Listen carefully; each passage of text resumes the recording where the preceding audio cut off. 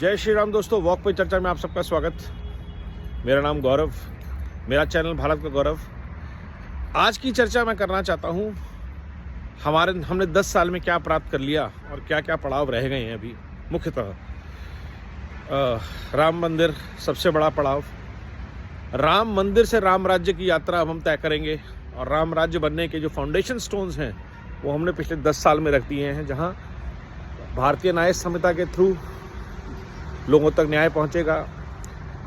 उज्ज्वला जैसी योजनाएं, मुद्रा लोन जैसी योजनाएं, जनधन, ये सब बातें हम बहुत बार कर चुके हैं। भारत का इंफ्रास्ट्रक्चर डेवलपमेंट हो रहा है, अच्छी गवर्नेंस की तरफ भारत चल रहा है। अब वक्त है आगे की बात करने का। पहली चीज़, जो समान न्याय संहिता, नागरिक संहिता आनी है, उसका आना बहुत ज़रूरी है, ताकि देश में एक देश एक कानून का पालन हो सके। और दूसरा सबसे बड़ा वो है संविधान की गरिमा को वापस लौटाना। संविधान के साथ जो 1975 में प्रियम्बल में छेड़छाड़ की गई, जब इसमें ज़बरदस्ती सेक्युलर सोशलिस्ट वर्ड इमरजेंसी के दौरान डाल दिए गए, उसको रिस्टोर करना। और आज भारत जिस जगह पे है, तो मैं सिर्फ यही कह पाऊँगा, यही समय है, सही समय है ऐसे बदलाव को लाने का। एक स्ट्रॉन्ग मजबूत गवर्नमेंट ही ये कदम उठा सकती है और इससे बेहतर समय नहीं हो सकता ऐसा कदम उठाने का।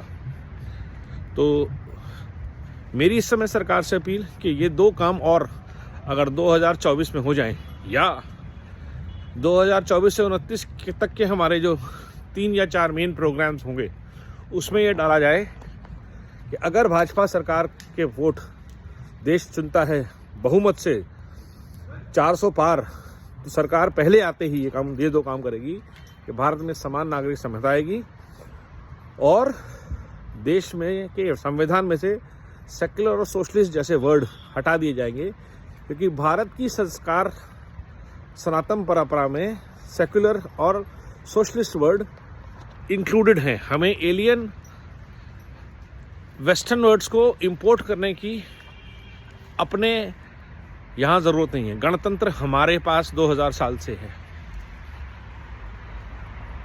समाज में समरसता सनातन का सूत्र है, सनातन संस्कार और संस्कृति का मूल बिंदु है।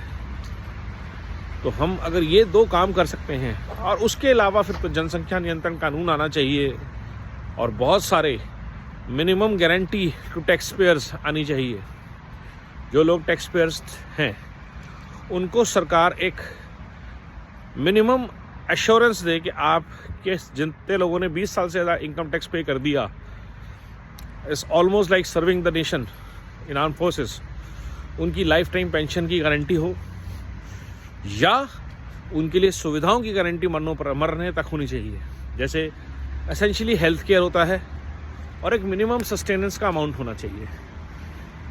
और ये बहुत दूर तक जाएगा देश में नागरिकों में इनकम टैक्स को जमा कराने की प्रवृत्ति के प्रति। ऑलरेडी देश ने डबल डिजिट की ग्रोथ कर ली है इनकम टैक्स पे पिछले 10 सालों में, जो कि एक बहुत बड़ी अचीवमेंट है। और ये दौड़ अगर हमें और डबल करनी है अगले 5 साल में, तो ऐसी चीज़ें बहुत हेल्प करने वाली हैं भारत को उत्कर्ष तक लेके जाने में।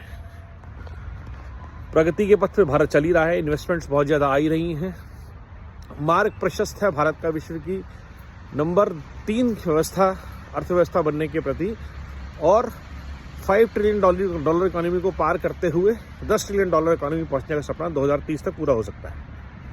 लेकिन देश में कानून का राज हो, अराजकता खत्म हो, जनसंख्या नियंत्रण हो, और जो लोग टैक्स पे करते हैं उनका सम्मान हो, उनके लिए सुविधाएं हो। ये बहुत ज़रूरी है नेक्स्ट लेवल ऑफ गवर्नेंस के लिए, next level of quality of life के लिए, भारत को एक अच्छी इन्वेस्टमेंट डेस्टिनेशन लॉन्ग टर्म के लिए बनाने के लिए। वंदे भारत, वंदे मातरम, नमो भारत।